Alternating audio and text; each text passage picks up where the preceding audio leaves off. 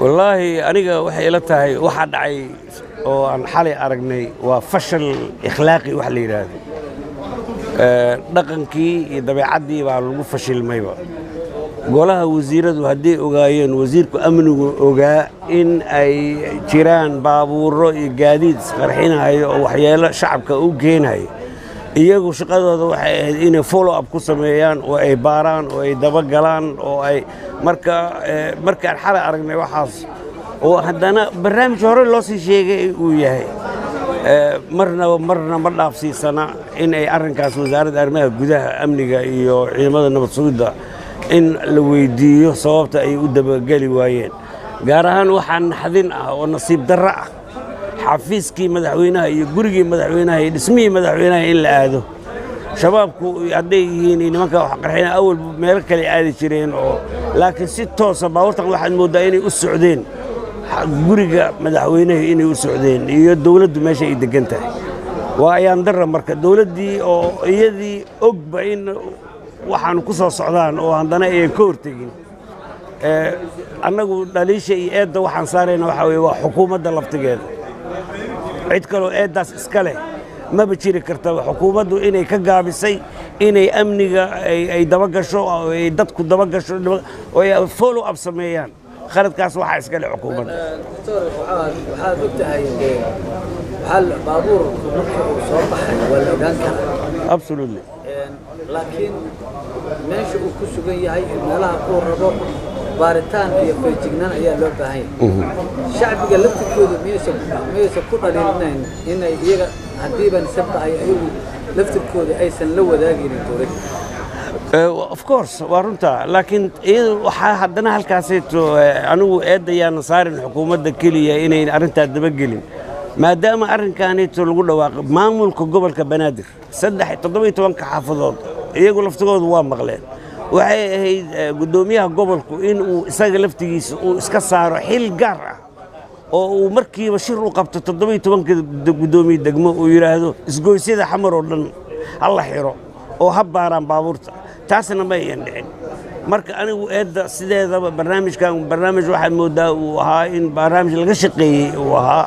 oo karaamada iyo subcadda hoggaanka dalka wax loogu dhimayo in nabadda Soomaaliya maanta ay haysato wax loogu dhimayo inay ahayd oo aan dawladnimadu la rabin marka wasaaradda arrimaha gudaha wasaaradda nabadgelyo amniga maamulka gobolka Banaadir intaas oo dhan iyagoo midaysan inay waxaan ka hortagaan bay prevention is better than curing يعني cudurka ka hortagiisa ayaa laga hortagay cudurka markuu kugu dhaco daaweyntiisa iyo bogdhowgiisa wax macna weyn oo sameynaysa malaha waxay ka gaabiyeen dambigana waxay ku leeyihiin inay ka hortagaan oo ay isgoysadoo dhan xiraan oo degmooyinka wacyigelin sameeyaan awareness sameeyaan raadiyaasha 300,000 oo raadiya magaalada jira raadiyaasha gelin kareen dadkii weynihi u sheegi kareen xaafadihii bay kicin kareen marka hawshii iyaga loo idmay oo ah amniga shacabka degmooyinka way ka gaabiyeen intaas kaliya ma wayba soo dhaafeen dadkan degmooyinka waa soo dhaafeen sayidkii iyo fiat iyo jadirka daasoon intaas oo dhan ciidana jooga say u soo gudbeen dadkan intaas oo dhan ciidana jooga sababta soo gudbeen maxay tahay sababta markii madaxtooyada ay soo gaareen kaliya loo ogaado maxay tahay marka shaqadan waa shaqo la gabay weeye waxaan rajaynayaa marka dambe in ay iyagu laftooda foojignaan xoog la samayn doonaan oo iyagu laftooda wax la yiraahdo intelligence apparatus ay sameeyaan ay mideeyaan xog helinta iyo wacyigelinta dadka inay dib howlo badan inay qaban doonaan waana mahadsantiin marka hore waxaan salaamayaa dhammaan Soomaaliya dadka Soomaaliyeed oo fiirsanaya mis daawanaya mis dhageysanayaba waxaan salaamayaa Xasan adig iyo filan qaadahaada marka labaad haddaan hoos u galo arrimaha aad i weydiisay aniga nasiib daraan u arkaya arrintaas marba haddii shir golihii wasiirada khamiistii oo shirkii caadiga ah oo lagu sheegay in qarax soo socdo ciddii wax sheegtay ayadaa laga rabay horta inaan waxaan badbaadiso haddii la ogaa in baabuuro soo galayaan magaalada soo galayaan waxaan aad u fiicnaan lahayd ninkaas wuuba ogaadee wasiirkii waaye nin yar ma aha wasiirkii amniga qaranka waaye marba hadduu sheegay oo golihii wasiirada u sheegay oo shacabkeenna la maqashiyey oo waxina ay dhaceen oo dadna ku dhammaadeen oo ciidamada lagu laayay oo weliba magaalada meeshii ugu darnayd madaxtooyadii horteeda laysku laayay waxyaabahaas ana waxaan u arkayaa in wax fiican aan ahayn wax oo dawladda hadda jirta ee ku wanaagsan aan ahayn sikooraysadan oo intaas dhan laga shaqaynayay in wax la og yahay dhib la og yahay inuu ka dhacayo madaxtooyada iyo mas-uuliyiintii ugu sarsaraysay waddanka xaafadooda dhib ka dhacay la og yahay inuu dhaca ma ahayn in laga hortago la qabto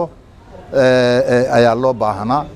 mar hadday dhacdeen haddee ciddii oo waxaas samaysay waa dad la og yahay dadkii la ogaa inay sameeyeen waxaas dhibaatadan keenay hala raadiyo dib ha loo raadiyo hala soo qabto waayahay marka taasi waa arrintii aad tala ahaan aad kaga hadashay dhinaca nabadgelyada iyo security-ga marka aad eegto